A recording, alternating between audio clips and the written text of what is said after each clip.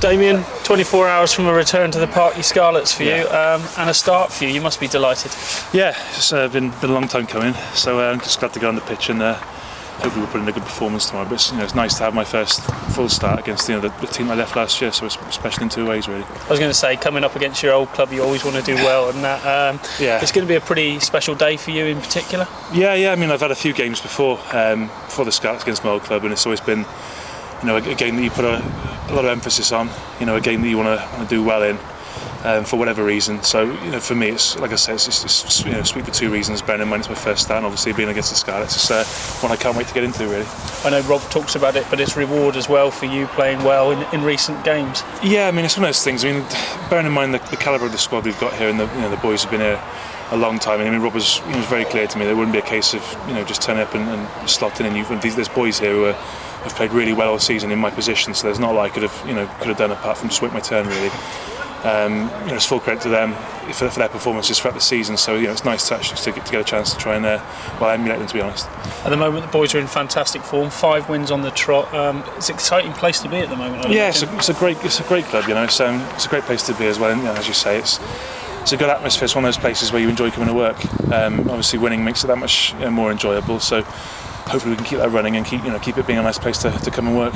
For a lot of the boys this year, European rugby was a new experience. You tasted it with the Scarlets in the past. What can we expect tomorrow up in Wales?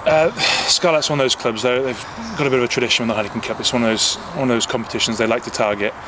Bearing in mind they did well in it a few years ago. It's one of those things they're always looking to push themselves back into that kind of quarter-final, semi-final, higher level of Europe or whatever. So they do take it very seriously. So I think that's pretty much what we're going to see tomorrow. We're going to see a club who is very passionate about the Heineken Cup, a club who want to do well in it, and obviously that's going to be a challenge for us to go down there, meet fire with fire, and bring them back to our place the week after. A little bit less than they would be now, I think. They'll be a bit like ourselves. They're looking for that first win in the competition this year, so it's going to be pretty full on from the outset tomorrow. Yeah, I mean, they want, like I said, they want to win every. From my personal experience, they want to win every game they play in the Heineken Cup. This tomorrow will be no different whatsoever. They probably haven't done as well as they'd expect they would have done this year as well, which is another thing. So they're obviously going to try and turn that over by doing a number on us. So it'll be an interesting game.